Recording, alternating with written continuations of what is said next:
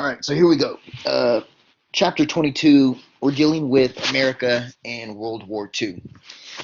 There are a total of 37 slides. I'm thinking I'm going to have to make this or turn this lecture into, at the very least, 2, maybe even 3 parts, just because I don't want to lecture that long and it be recording as well. So, but here we go. Let's try to figure it out. Let's jump into the material. The first thing I want us to do is underline Joseph Stalin. So I'm going to do that here. And we need to know that Joseph Stalin will become the leader of the Soviet Union in 1924. We also need to remember that the Soviet Union came to fruition after the Russian Revolution, the Bolshevik Revolution, which was led by Vladimir Lenin. This took place in the year 1917. Okay, so Vladimir Lenin led the Bolshevik Revolution, created the world's first socialist / communist state. I would argue it was a socialist state, and it quickly spiraled into a communist state under the leadership of Joseph Stalin. Vladimir Lenin had been ailing in health for quite some time, and he will ultimately pass away in 1924. And that's when there's going to be a power vacuum in the Soviet Union. Everybody's vying for position. Joseph Stalin will emerge as the leader, and he will focus on creating a model communist state because he wants absolute control of the Soviet Union. He's going to do away with private farms. He's creating state-owned farms that are called collectives. He believes that everything should be for the power of the state, and through his leadership, he will turn the Soviet Union into a very powerful nation. This is a communist nation, but that's exactly what he does. And in order to maintain that type of power, he is going to rule with an iron fist. Joseph Stalin would arrest anybody that criticized his government, his administration, or who had problems with his policies. He had spies planted all throughout the streets to report back to any government official or agency that there were individuals outside of his belief structure that questioned his belief structure, and those individuals could be arrested. Some you never heard from ever again. What Joseph Stalin was establishing in his effort to create a powerful Soviet Union was a totalitarian government.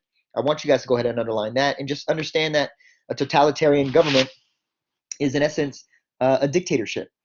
When you look at a dictatorship, we look at an individual in absolute control. That would be a dictator.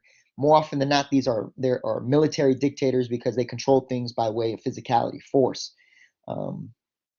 A totalitarian government is a government that is led by a dictatorship. Yes, they have other cabinets, there are other chambers, there are other positions. There could be a Secretary of State, a Secretary of Commerce, a Secretary of Education.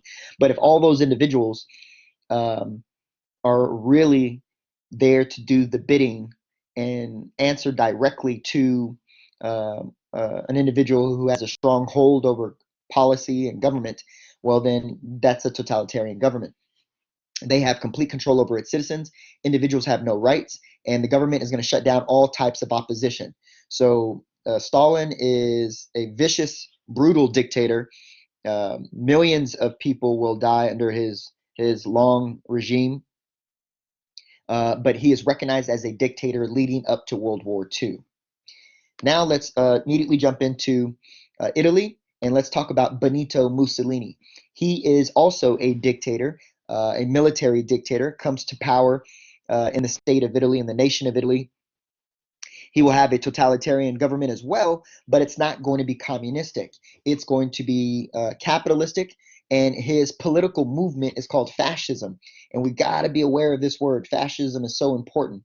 You hear the word thrown around a lot today in society, and fascism simply just means it's, in essence, a very controlling government, but you feel that they're not controlling you.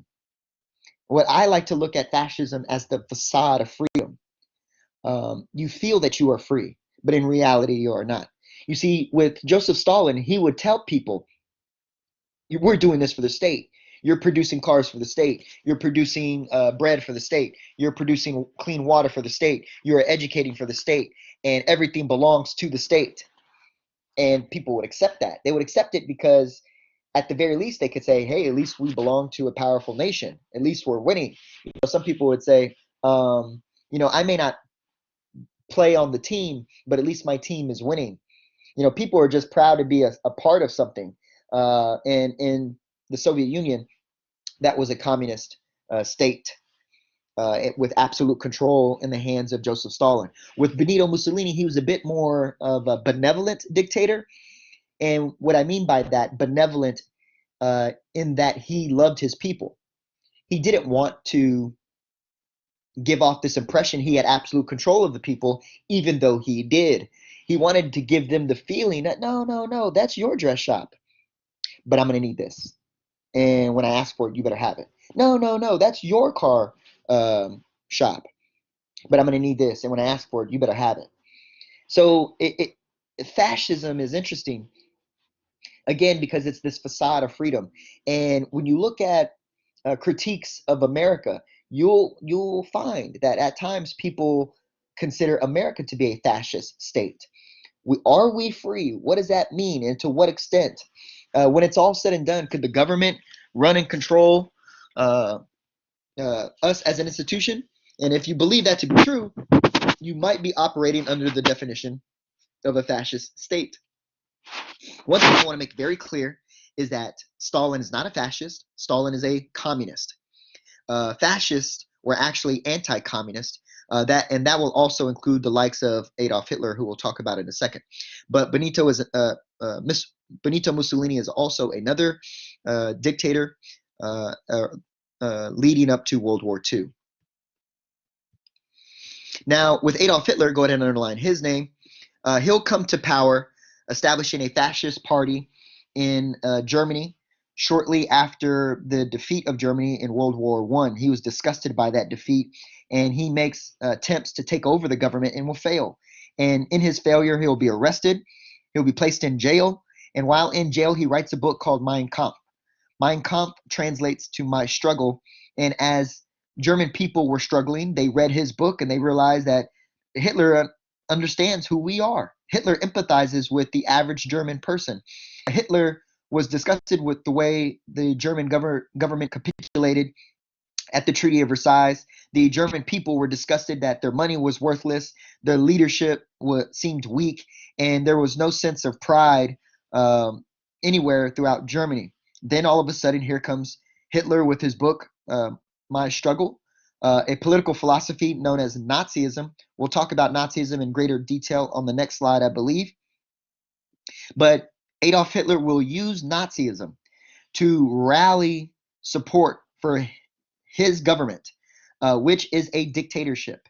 It's a fascist government, so the people feel that they are free, but in reality, Hitler controls all aspects of life. People are going to school and they're saluting Hitler. People go to the theater, and before the movie even starts, you gotta pay tribute to Hitler.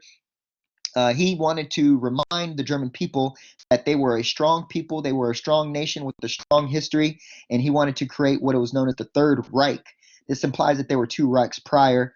Take a world history class and you guys can figure out who exactly those two Reichs were, the Holy Roman Empire and Otto von Bismarck.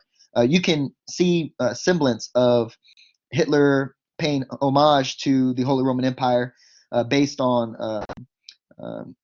structures, based on insignias. You can see here that the eagle is very prominent in much of Nazi Germany, and the eagle is also a prominent animal during the Holy Roman Empire on many of their staffs, many of their documents, or buildings is what I should say. Now, as a reminder of their great history, Hitler is promising the German people that he will create a new empire of Germanic peoples. These are Aryan people, and Aryan people were a proud people, and that they should have absolute power over everyone else because everyone else is inferior racially, biologically. And he had the ability to prove it, or at least he expressed that he would be able to prove it as such. People that were Jewish, people that were non-whites, these were all people that will be seen as inferior. They are threats to the Aryan race, and they have to be subdued by all means necessary. Hitler would have a problem with people of Jewish descent specifically, as he believed that they were the true tricksters that were exploiting the German people after World War One, always there to take advantage of the debt that Germany was forced to incur. Remember, because of the Treaty of Versailles, $45 billion. Hitler will blame Jewish communities, bankers, and for the ails and the ills that the German people were going through shortly after World War One. Now, what exactly is Nazism again? This is the political philosophy that Hitler will utilize to galvanize German support for his policies, his rise to power, his dictatorship. Nazism combines extreme nationalism, extreme racism, and extreme expansionism. Um, he's going to use history. He's going to use iconography. He's going to use symbols to galvanize support. And it's going to appeal to individuals that are struggling. It's going to appeal to people that are poor educationally. They're poor economically. They're poor morally. They're poor in spirit. And he preys upon that poverty. Nazism preys upon security of a people. And he gives those people who have been constantly told that they're worthless, that they're scum. Hitler is telling them, you're amazing, you're beautiful. And he's going, through his leadership, they will be a world power, the only power.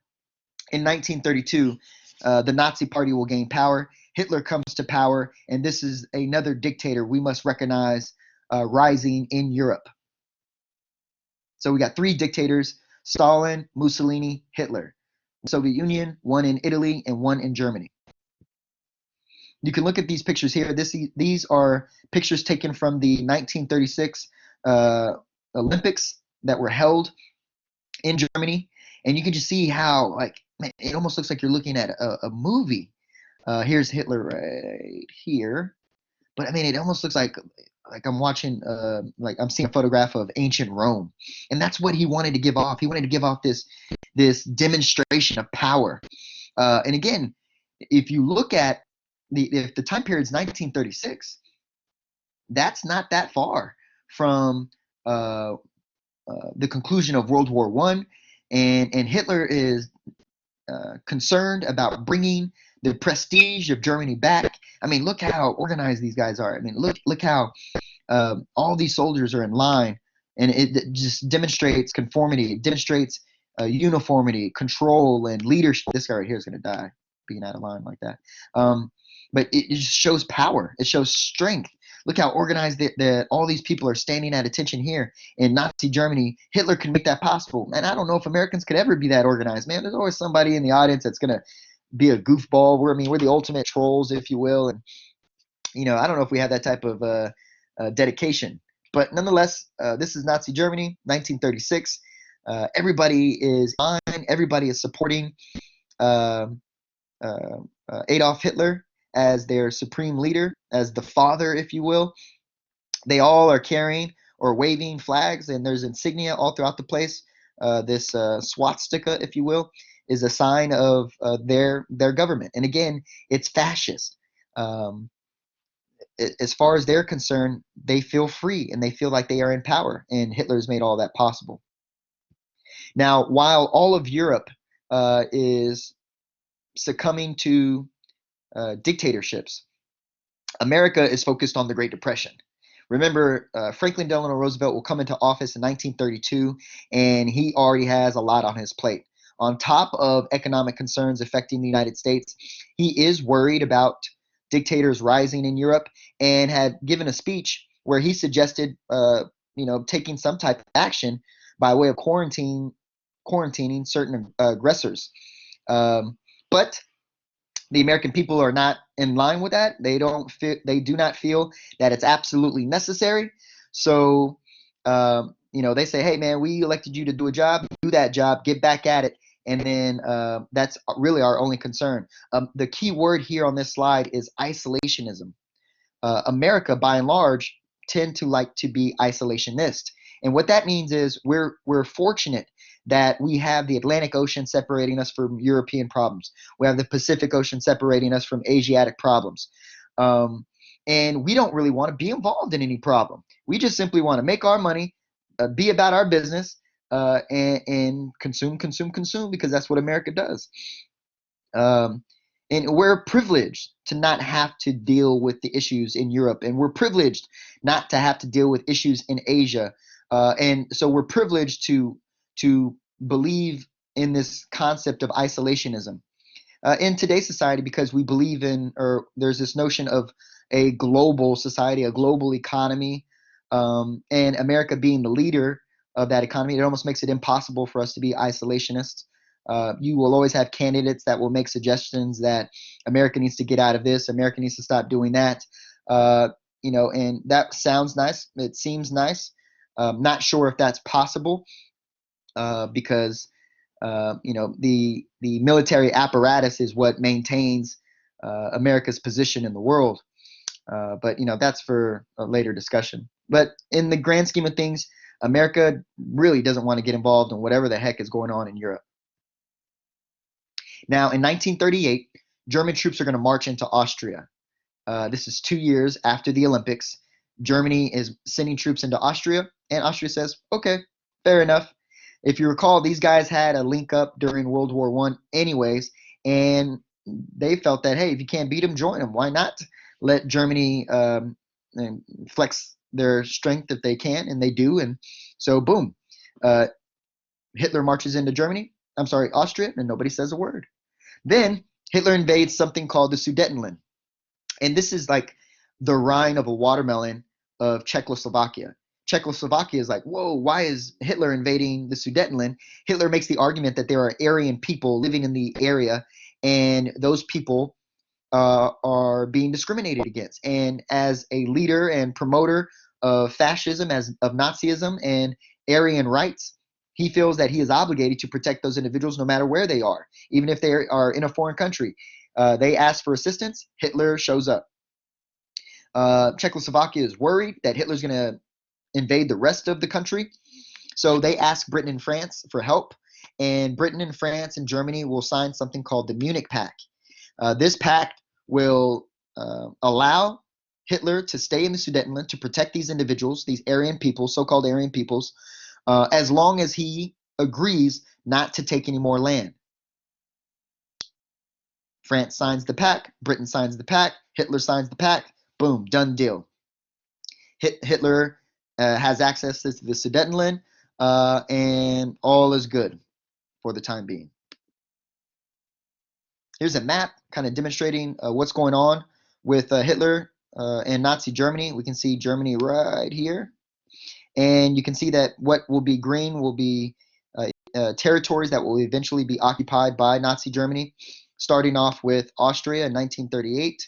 And then right here, I know it's going to be difficult, so I'll go ahead and do it in red. Right here is that Sudetenland, this small, rind of land on the outside of Czechoslovakia, right there.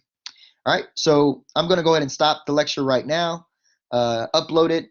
You guys can have access to it. I think I'm going to probably do about 10 slides, a recording, and then that way get to strung out, if you will. All right, see you guys in a bit.